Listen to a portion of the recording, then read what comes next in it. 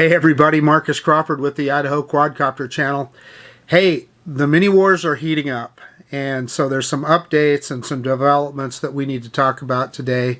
And it's not so, typically I wouldn't do another channel update this soon, but I really wanted to tell you about what I'm seeing that's going on in the world of sub 250 gram drones. It's going to be a good year for that. 2021 is going to be known for us in the community as a year of the sub 250 gram drone. But first, let me start and update you what's going on with my own Fimi X8 Mini. As I told you in the last update, and you can see it there. Yeah, we're focused in on that. We got a crack in that leg, and the gimbal got messed up too. The gimbal is jumping around, which is, we know that that's very likely a ribbon cable. Well, I ended up taking the drone to a local electronics repair shop that does drones, and they were kind enough to diagnose it for me. They took it apart and they found a torn ribbon cable. Well, if the cable had become unplugged or something like that, or if it was a solder joint that, they could have repaired that. But without parts, there's not a lot you can do. So so they put it back together for me, and they didn't charge me anything, which I thought was awful nice of them.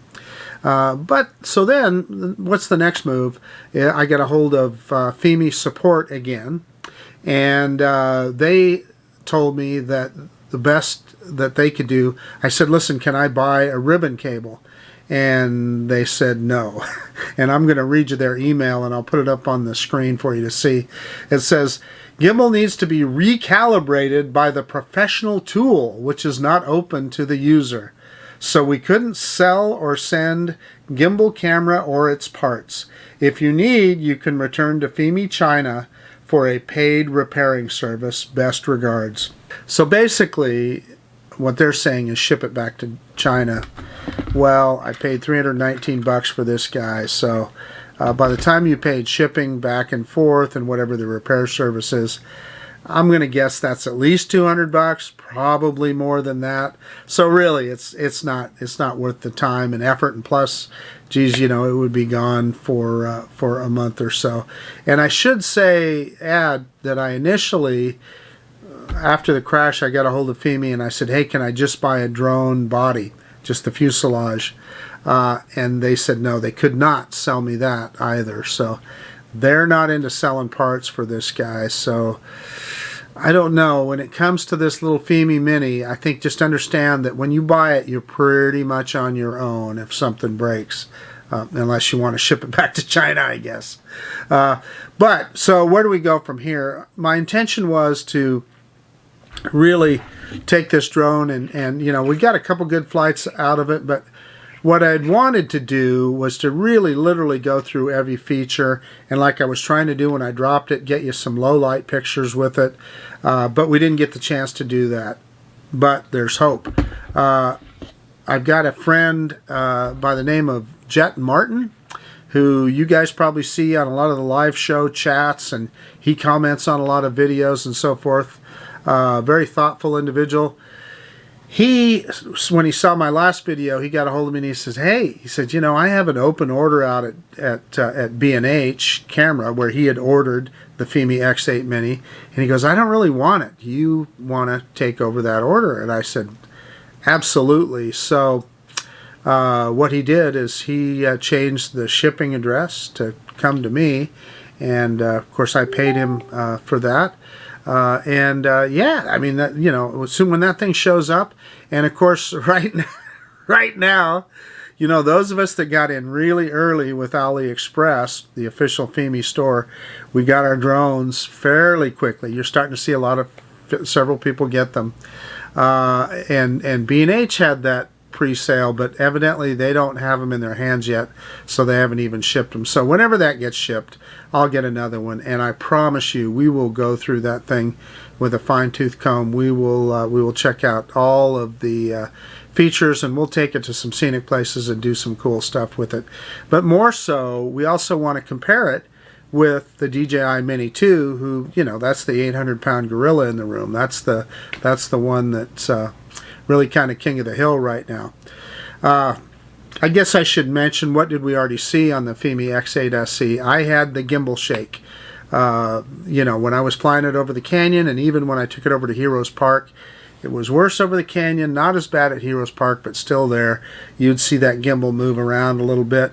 And I've had some folks tell me you can adjust the gimbal gain on there and perhaps eliminate that. And obviously we didn't have the opportunity to do that. But I want to say that I've seen a lot of other people's videos with the X8 Mini, and I don't see that the kind of shake that I saw in their videos. So whatever it was, I believe that it's endemic to my particular X8 Mini.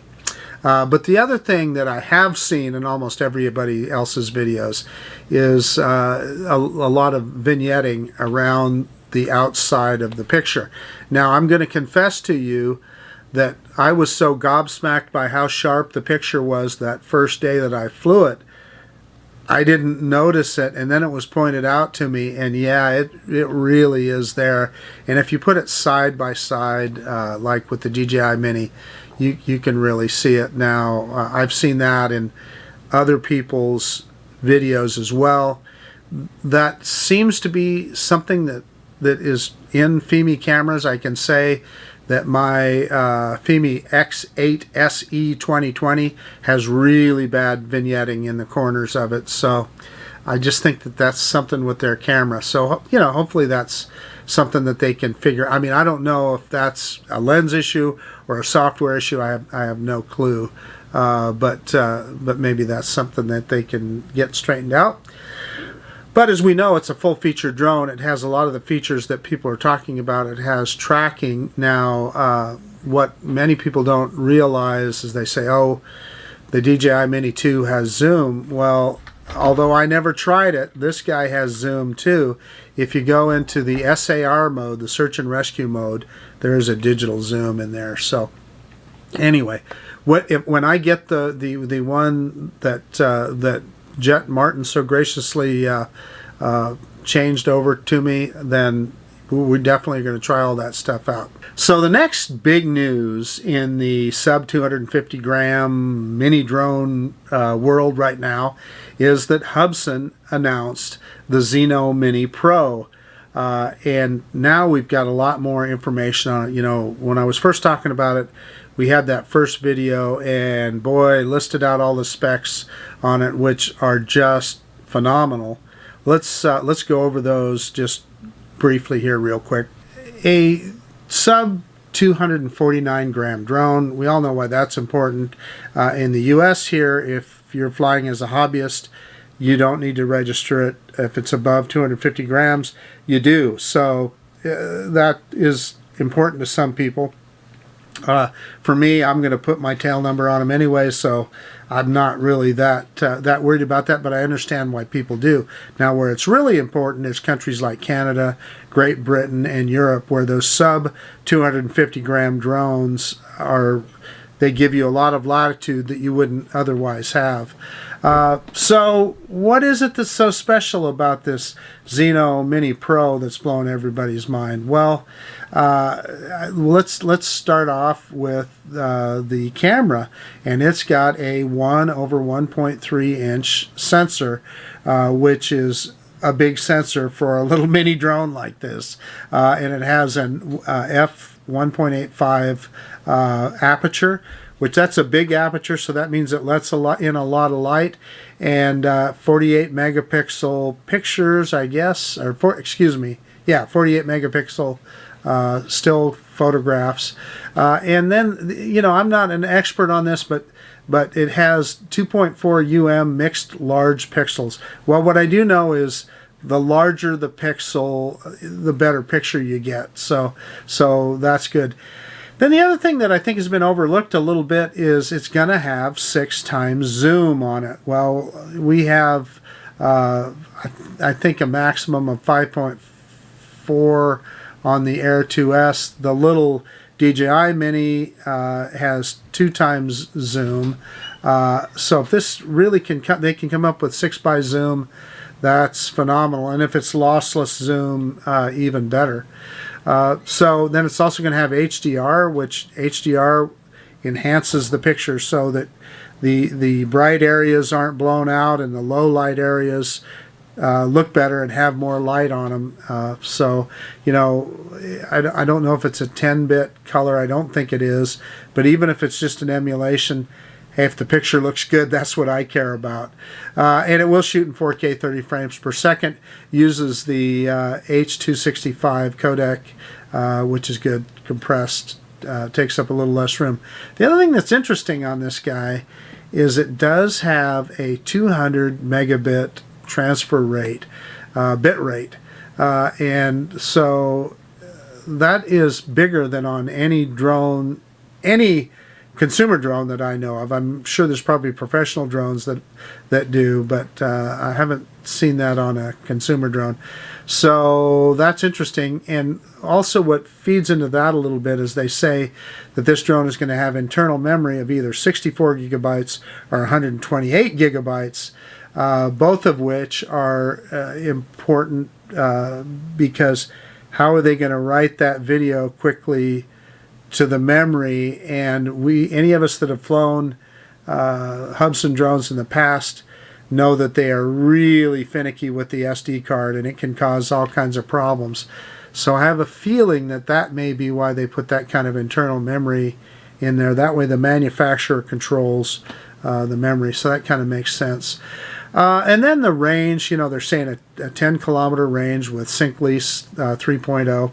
Well, that's great. I'm not going to fly a little drone like that 10 kilometers, but you know, what you're hoping for there is really good penetration, so that if you have the drone behind some trees or buildings or something, that you're going to get good signal with it. They're saying a 1080p 30 frames per second transmission back to the FPV screen, your mobile device on your phone. Well, that's awesome, because as we all know, the more you can see on that FPV screen, the more likely you're going to be to get the shot that you want. And then they're saying a flying time of 40 minutes, and they added some conditions to that, you know, traveling at 6 meters per second on a windless day and whatever, and then 37 minutes hovering on a windless day. Listen, if we get 25 minutes of flight time out of this guy, it's going to be a big win, as far as I'm concerned. 25 minutes with a drone up in the air is typically about all I want to fly anyway, and then, you know, it's time to bring the drone down and take a little break. But the other big headline item, I guess, is that it does have obstacle avoidance. It has forward, back, and down facing sensors. That is a first for Hubsan. Haven't had that on any drone that I know of. So that'll be interesting. And if you think about putting all those sensors in a sub 250 gram drone, well, that's quite an accomplishment. Plus these other things that we talked about. And they say they have improved their tracking as well. Hubsan has always done a really good job with their tracking. They've always they have always offered optical tracking, and then for a while now they've also offered GPS tracking. Optical tracking is the way to go because it keeps you in center of frame, so it'll be fun to try that out. So yeah, the Hubsan Zino Mini Pro, let's hope it's a winner. The other thing that I've heard from a couple of sources today, so we're all wondering, okay, when are we going to be able to order this? When are we going to actually see it and so forth? I'm hearing a release date. I've heard from a couple of different sources of June 15th. So that's coming right up. You know, we were all concerned when all we saw was an animation. Well, even to this day, we haven't actually seen a drone yet. But my understanding is that June 15th is when we'll be able to get a hold of the drone. So we'll see. We'll see what happens. You know, we've all had experience with this stuff before. You never know. I mean, it could be months, but if it's June 15th, that'll be great, and we'll get it in our hands. Pricing starts at $449 for the 64 gigabyte memory version of it, and goes up. I think the most expensive one I saw was $649, but they offer everything from a single battery all the way up to 4 batteries. And then they're offering what they call a portable version, and I think what that means is it's going to come with a carrying case, a bag. So, and I'll probably get one with the bag. I like being able to organize things in a bag. I will definitely get the 128 gigabyte version to get that memory. When we get that drone in our hands, of course, we will be doing all kinds of comparisons with this guy, the original Mavic Mini and the DJI Mini 2. We'll get them all out, fly them together, compare video and features, etc. And then, as I spoke about earlier, you can bet that I'm willing to bet that this fall we'll see another Mini out of DJI, particularly if this Hubsan drone is what we think it is, and all these features work like they should, and it turns out to be a quality product. Yeah, DJI, they'll have to answer that. So we'll see what happens.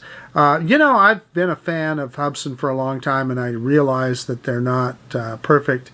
But the original Hubsan Zino, I watched them take that drone from a pretty rough start when it was first introduced, and gradually refine it to where I enjoy flying that drone today.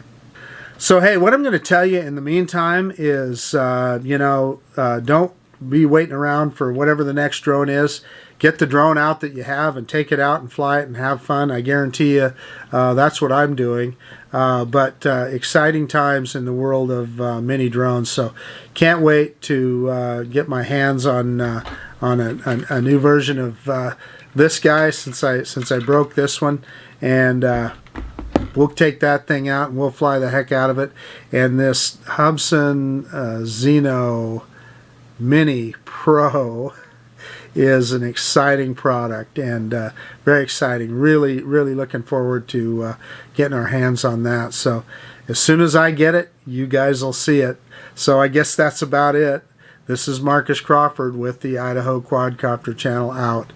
And if you like this kind of content, please consider subscribing to my channel. And most of all, I really do appreciate you taking the time to watch this video.